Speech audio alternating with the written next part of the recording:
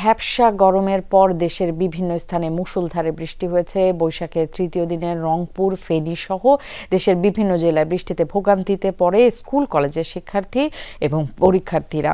আবহাওয়া অফিস জানিয়েছে, ভোরে মুষলধারে বৃষ্টি হয় রংপুর সহ আশেপাশের কয়েকটি এলাকায়। এ সময় 58.2 মিলিমিটার বৃষ্টিপাত রেকর্ড করে আবহাওয়া অফিস। সাথে ছিল 28 নটিক্যাল মাইল বেগে দমকা হাওয়া। বৃষ্টিতে বিভিন্ন স্থানে পানি জমে যায়, সবজির গাছ মাটিতে লুটিয়ে পড়ে অনেক এলাকায়। বৃষ্টিতে ফেনী শহরের অলিগলিতে দেখা দিয়েছে জলাবদ্ধতা, ভোগান্তিতে পড়েছেন স্থানীয়রা। এ বিষয়ে আরো জানাতে যুক্ত হচ্ছেন সহকর্মী আরিফুর রহমান।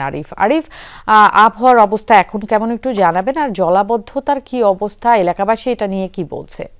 ন্যান্সি, আজ দুপুর 12টা 40 থেকে 1টা 20 পর্যন্ত 40 মিনিটের যে ভারী বৃষ্টি এবং যে বজ্রসহ বৃষ্টিতে এখানে ফেনী শহরের যে সকল নিম্নাঞ্চল আছে সে সকল নিম্নাঞ্চলগুলো প্লাবিত হয়েছে। এখানে এখনো জলাবদ্ধতা সৃষ্টি হয়ে আছে। আমি এই মুহূর্তে রয়েছি ফেনী শহরের শান্তি কোম্পানি এলাকা, এবং কি শান্তি কোম্পানির যে সড়কটি আপনি দেখতে পাচ্ছেন, এই সড়কটিতে এখনো এখানে একদম ময়লা পানিতে এবং কি পানি রয়েছে। সে সকল পানিতে যারা এই পানি দিয়ে চলাচল করছে তারা বলছে যে যখনই তারা পানিতে পা দিচ্ছে তখনও তাদের পা চুলকাচ্ছে। এবং কি এর বাইরে যে ডাক্তারপাড়া, মাস্টারপাড়া এবং কি পাঠানবাড়ি সড়কও একদম একই অবস্থা রয়েছে। তবে এখানকার বাসিন্দারা যেটি বলছে যে এটি শুধু এবার নয়, প্রতিবারই এরকম অবস্থা হয় এবং কি তারা বৃষ্টি হওয়া মাত্রই এরকম জলাবদ্ধতাতে তারা পড়েন। শুধু এবার নয়, এখানকার যারা বাসিন্দা তারা যেটি বলছে যে এবারে সামান্য বৃষ্টিতে মাত্র 40 মিনিটের এই অবস্থা হয়েছে। যদি আরো ভারী বৃষ্টি হয় তাহলে তখন তাদের কি অবস্থা হবে। আমরা একজন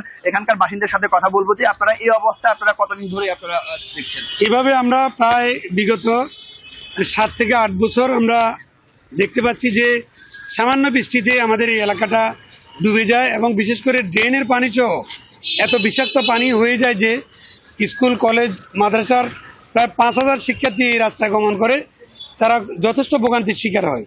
ধন্যবাদ ন্যান্সি। এখানে শুধু যে এবার না, এটি যে প্রতিবারই এরকম হচ্ছে। তবে এটি হওয়ার পেছনে যে কারণ, এটি যে এখানকার ড্রেনেজ ব্যবস্থা ভালো না থাকার কারণে। অন্যদিকে যে ফেনী শহরে যে সকল খালগুলো রয়েছে, বিশেষ করে যে পাগড়িছড়া খাল, খাজা আহমদ লেক এবং কি দমদমা খাল, এই খালগুলো মূলত দখল হয়ে থাকার কারণে এখানকার ফেনী যারা আছে তারা এরকম দুর্ভোগের মধ্যে প্রতি বছরে পড়তে হচ্ছে। ন্যান্সি।